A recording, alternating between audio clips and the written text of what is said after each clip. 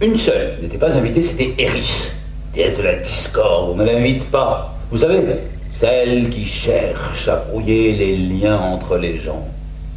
Mais c'est elle-même qui s'est invitée, et qui, quand elle est arrivée, elle tenait une pomme dans sa main, où elle était écrit dessus « à la plus belle ». Alors elle a laissé rouler la pomme parmi l'assistance. Pensez le courroux, la colère des Grecs. Tous les Grecs sont rassemblés, tous les guerriers prêts à parier, sauf 2 guerriers. Il manque Ulysse à l'appel, et puis il manque Achille.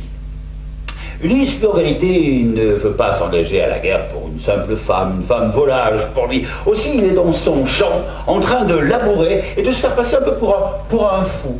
En effet, il laboure, et ensuite il sème, et il sème du sel, car il a repéré, il y a un envoyé de l'armée qui est venu le chercher, le réquisitionner. Il ne veut pas, je vous l'ai dit, s'engager.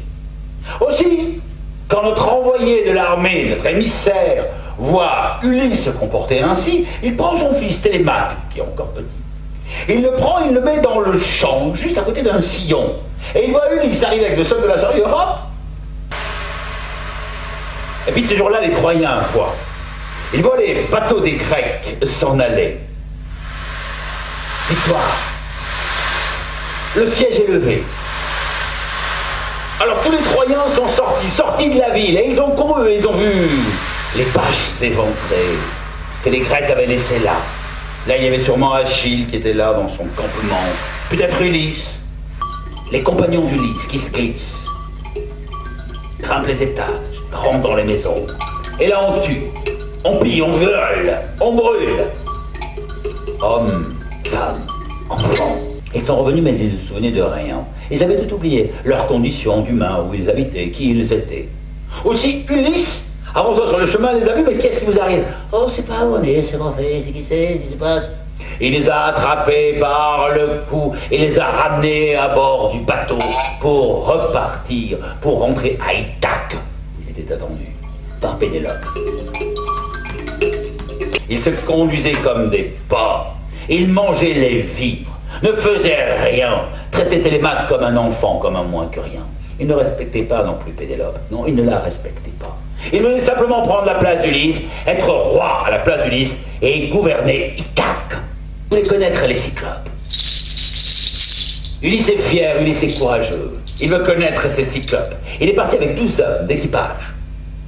Ils ont fait le tour de l'île, ils sont arrivés devant une grotte. C'est une grotte de berger apparemment.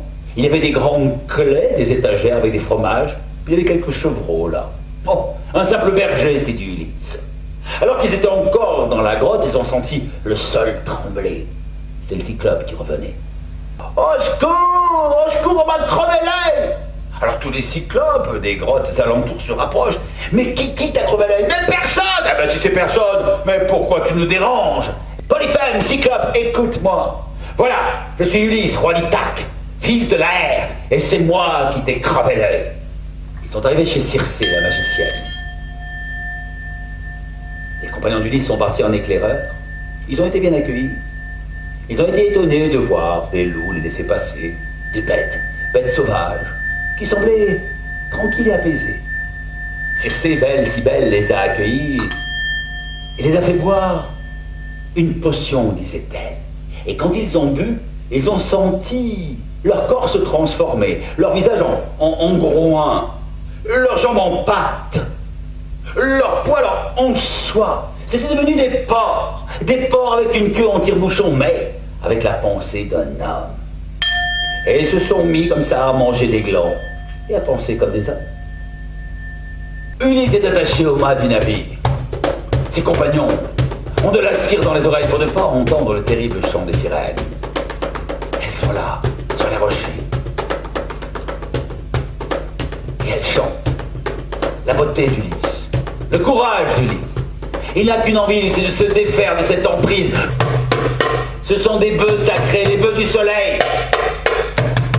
Ulysse se réveille et il sent cette odeur de viande grillée. Alors il court sur le chemin, cours Ulysse, cours. Et quand il arrive devant ces hommes, il les voit là, ricanant, mangeant cette viande, en train de meugler cette viande meule. Il leur dit, mais qu'est-ce que vous avez fait? Qu'est-ce que vous avez fait? Malheur à nous.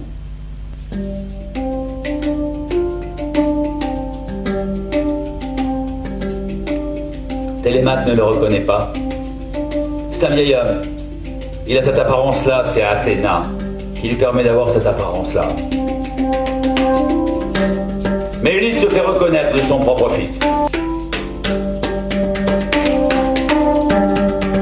Ce soir-là, Pénélope a décrété qu'on allait prendre l'arc d'Ulysse et de traverser avec une flèche les anneaux.